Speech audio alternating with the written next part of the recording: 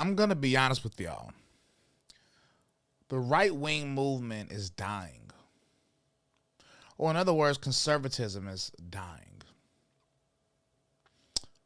The ideas of conservatism isn't dying, but what the word means by definition is being watered down. So I like the terms Christian nowadays.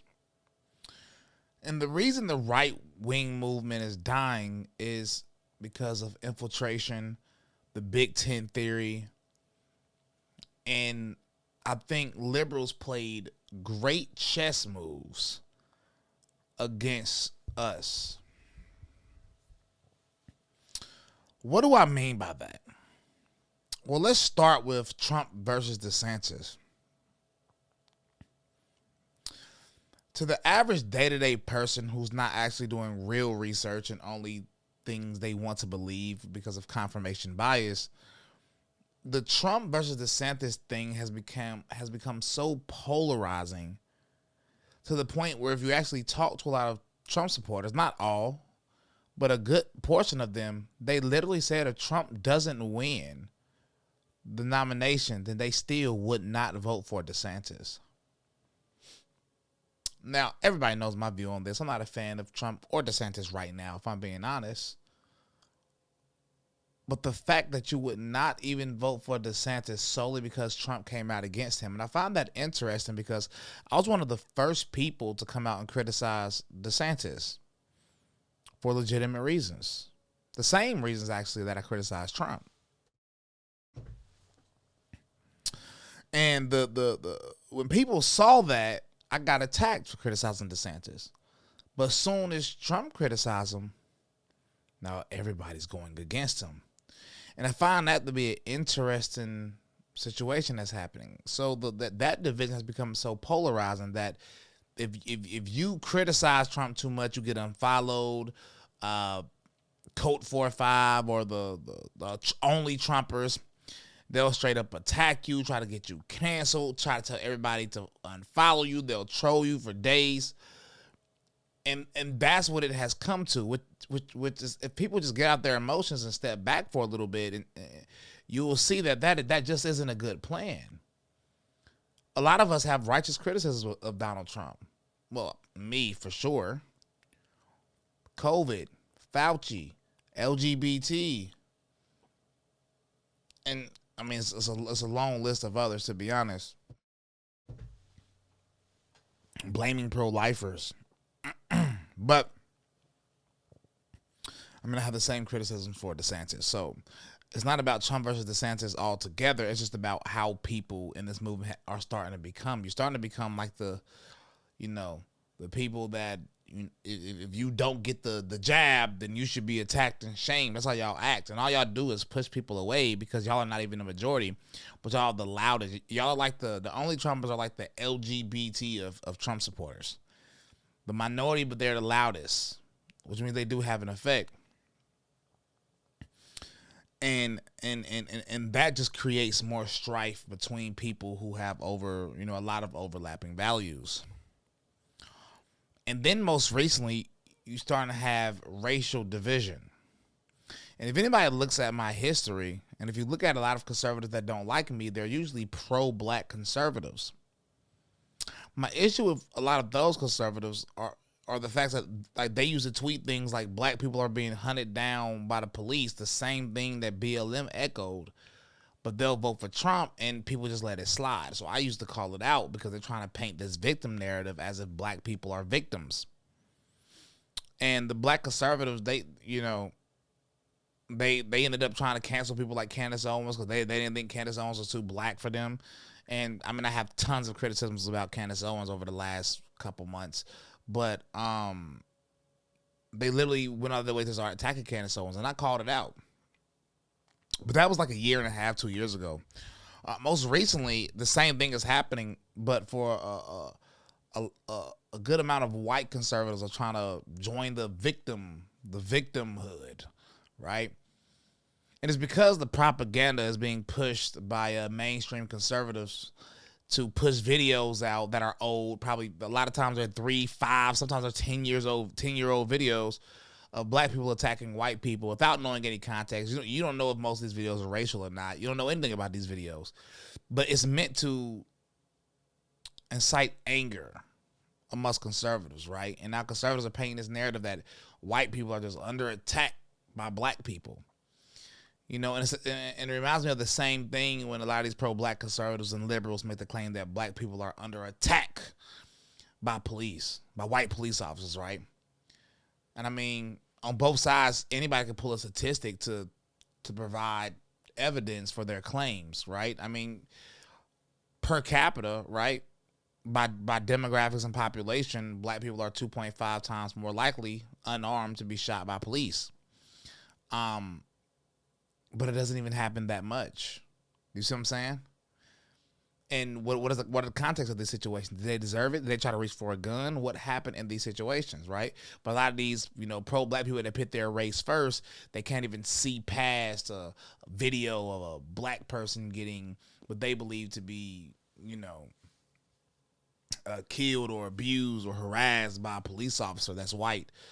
And they can't get past the racial aspect of it before they dive into the context. Liberals do it all the time. I'm starting to see the same thing with a lot of white conservatives, right? They see these videos on Twitter. They don't know the context. All they see is a black person beating up a white person. They don't know anything else about the context. But once you see a black person beating up a white person, it's almost like you can't see past your own race either. So everything is racial, and black people are just doing this and doing this, and in these videos. And I mean, you have statistics, right? I mean, statistically for the last 20 years, black people are 2.5 times more likely to murder a white person than the other way around, right? I mean, you have evidence, but then we look at the overall numbers in the hundreds versus white on white crimes in the thousands. You know what I'm saying? So anybody can bring up a statistic to make it seem like somebody's under attack, but all you're doing is playing into this victimhood mentality. And I think it's purely reactionary because white men are deemed evil in the media, right? Black conservatives are deemed evil in the media too. It's just the same exact way. But when this happens, you get on the defensive because a lot of conservatives were too scared to respond to people calling them racist. You know what I'm saying? You're always trying to justify yourself, and it's defensive. And then once you get fed up, you're going to go on the offensive. And the way a lot of conservatives are being offensive is just joining the victimhood party, playing the same game they're playing. I'm a victim. I want to be a part of the oppression Olympics with BLM and women and homos, right? That's what people want to do. And then you have, people like Nick Fuentes, who I saw a lot of people making the argument that they would rather have a drag queen at a conservative event versus Nick Fuentes because you disagree with some of Nick Fuentes' views, but you don't disagree with enough of drag queens.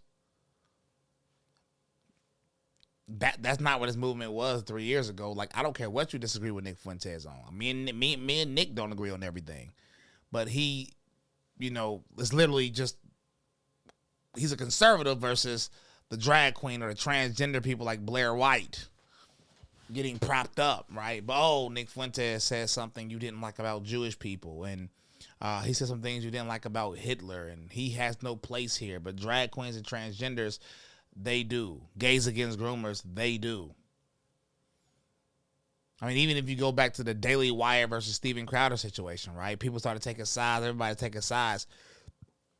But if you look, that was a very important conversation to have for people that's trying to put the word out there. If you're going to be a person that's really going to be loud and bold about, your belief system, then it's a potential you'll garner enough attention and enough followers to be in a position to influence and spread the news and spread the word.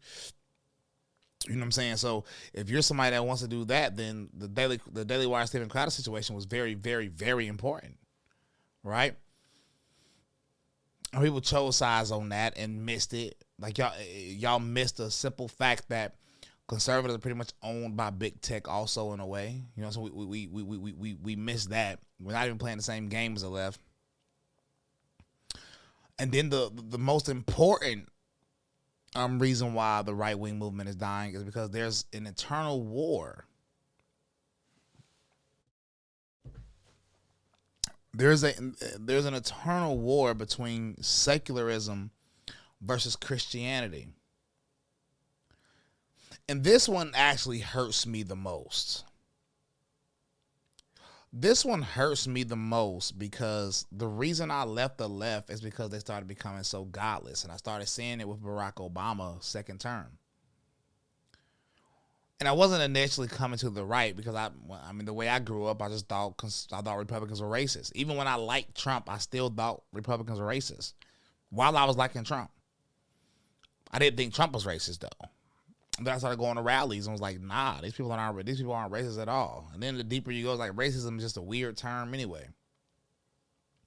I came into this movement thinking it was different, thinking it was less secular, more Christ-centered. And you realize quickly that it isn't, right? It was for a while, but the big tent theory came in. And then it became completely liberal. The definition of conservative is to conserve traditional values, socially and fiscally.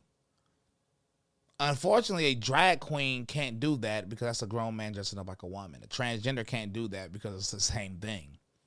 And y'all are embracing these people, and y'all think they're gonna wake up gay people on. I don't know what y'all think they're gonna do. But y'all are trading faith in God for secularism and liberalism, which is a clear slippery slope. Then y'all get mad at people like me for calling it out, and then you claim that I'm on the same team as these people.